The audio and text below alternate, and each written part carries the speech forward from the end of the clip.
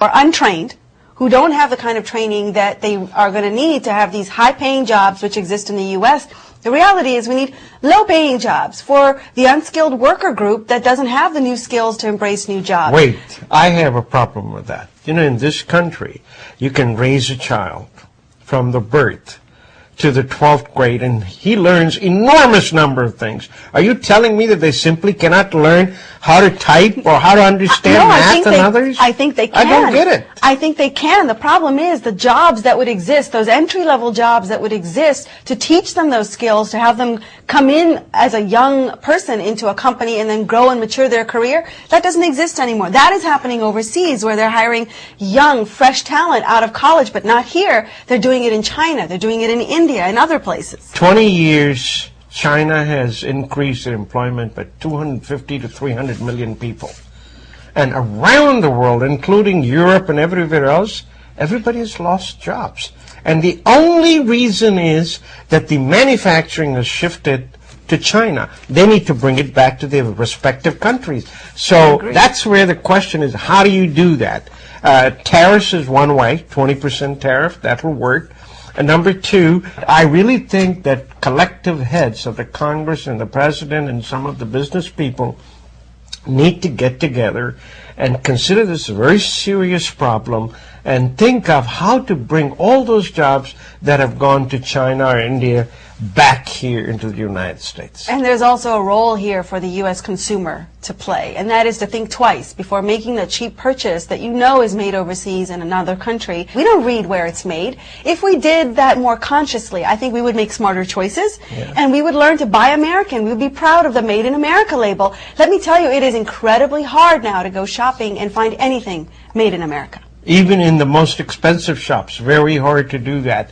And they charge you a lot more money for that. So someone is making money anyway. Well, I'll tell you who's making money. It's the Chinese, folks. This article was in the Washington Post, and it was an eye-opener. Chinese nouveau riche. This is the new burgeoning class of Chinese, basically, who have money for the first time, and boy, are they spending it. They're basically flaunting their wealth by buying very status-oriented items, things like Louis Vuitton bags, Hermes scarves, Maseratis. I mean, there's a picture, actually, this is amazing, of a gold-plated car that was being driven around in the streets of China to show off these wealth. Because China has emerged as a premier long-term market for luxury goods. Imagine that. They've spent over $12 billion in luxury goods last year. I mean, they are buying wine from France and the other places, but they also have good regions. So they're trying to bring these winemakers into China and say, how about making it in China?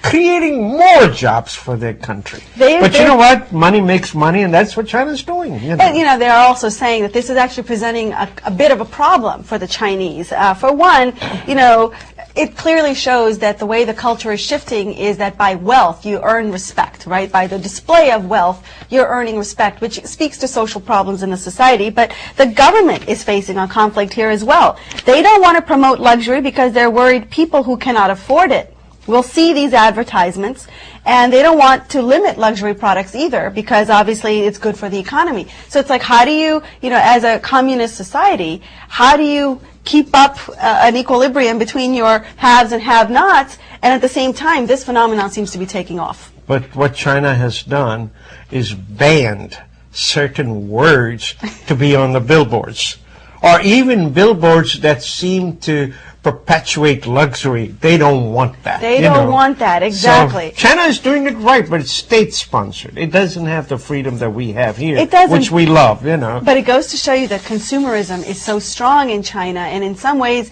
it is helping their economy. We cannot achieve the same thing here because we just simply don't have that kind of spendable cash anymore. But you remember, it was only 5 or 6 years ago when Secretary Geithner went to China and was telling them, please ask your people to spend money. Now they're spending money, except it's not coming to America.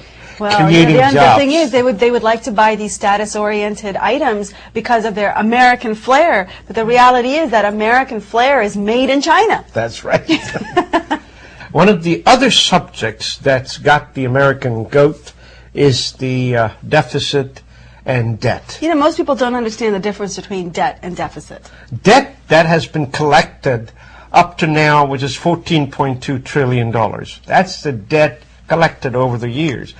Deficit is in the budget that we spend every year. For instance, The shortfall. That's right, the shortfall. We only take $2.2 trillion in revenues, that is getting taxes from people. We spend $3.5 trillion in expenses, so we have a deficit of $1.2 trillion in the last 3 years.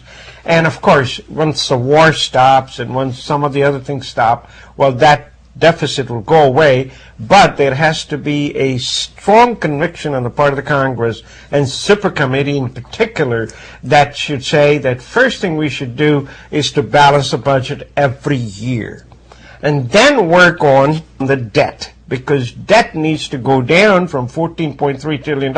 Today, Europe proudly says, yeah, we're in trouble, but collectively in Europe, 82% of GDP is the debt they have. We have close to 100. It's kind of like being in a boat that's already full of water, and you know there's a hole in it, and if you don't plug the hole, your boat is going to get more full with water. So what do you do first? Do you bail the boat out, or do you plug the hole? That's right. Congress, as you know, in the last go-round, turned around and said that they cut $917 billion over 10 years, which means $91.7 billion every year. That's what they cut. The thing I never understand about statistics like this, they cut it over 10 years, but you never hear about how much more debt we're piling on in that same 10-year process. Because that's on a yearly basis, you know. That's the difference. But you probably didn't know that the Congress considers the interest payments saved because they did cut $700 billion. In the last go-round, $156 billion, which was an interest savings, is considered as a cut. You know, that's like me and my credit card. When I drop the rate, the interest that they charge me from 19% to 10%, I feel richer. I don't feel richer. I still have money that I owe. I'm just owing and paying a little less for the interest payment. That's not a cut. Now, and the second one is, you know, they're asking Super Committee to come up with at least $1.2 trillion. Well, $1 trillion is in deficit. $200 billion is interest saving in case we have the $1 trillion deductions. So what I'm saying is that this kind of a math is really getting us in trouble. The former CEO of a